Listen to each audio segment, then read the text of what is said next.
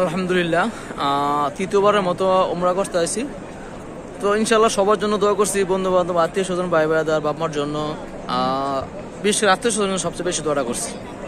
সবার আগে আমার থেকে আমার আত্মীয় স্বজন দোয়া সবচেয়ে বেশি করছে, যে আত্মীয় স্বজন সবাই হেদায়েত দান করে, সবাই দিনে সহিবুদ্ দান করে, সবাই যে 5 ওয়াক্ত নামাজ দান করে, আর সবার যেন মনের নেক আশাগুলো পূরণ করে। এই জন্য আত্মীয় স্বজনকে বেশি দোয়া করছি, যে আত্মীয় স্বজন সবচেয়ে ভালো থাকে, আমার থেকে আত্মীয় স্বজন ভালো থাকে, আল্লাহ কাছে দোয়া করছি। ঠিক আছে, সবাই এটা এমন একটা জায়গা, মানে বারবার আসতে মন চায়, বুঝছেন? এটা কি বলবো, মানে আমার এই পর্যন্ত 3বার আইছি, আমার আরও আসতে মন চাইতেছে।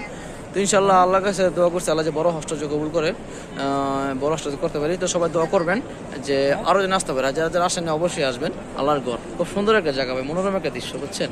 তো অনেক দোয়া করছি ভাই, বলার মতো না, দোয়া তার বলা যায় না। ইনশাল্লাহ যারা যারা কখন আসেন না দোয়া করছি, তারা যেন আইসা আল্লাহকে ঘরটা দেখে যেতে পারে একবার হইলো, বুঝছেন? এই আর কি। তো সবার মনের নেক আশা যাতে আল্লাহ পূরণ করে, সবার মনে যত আশা আকাঙ্ক্ষা আছে, নেক নিয়ত সবাই যাতে আল্লাহ যাতে পূরণ করে, দোয়া করছি। বাস, সব কিছুর মালিক আল্লাহ, আল্লাহ ছাড়া কেউ নেই ভাই, বুঝছেন? আল্লাহ সব কিছুর মালিক।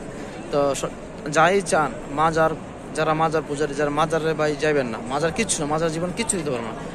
আল্লাহ সব দিতে পারবে। আল্লাহ যে একজন আছে, এটা সত্য। বাস, আল্লাহ একজন, আল্লাহ ছাড়া দুনিয়া পৃথিবীর কেউ নেই। বাস, আমরা যা চাইবেন, যা মন চাইবে, আল্লাহর কাছে চাইবেন।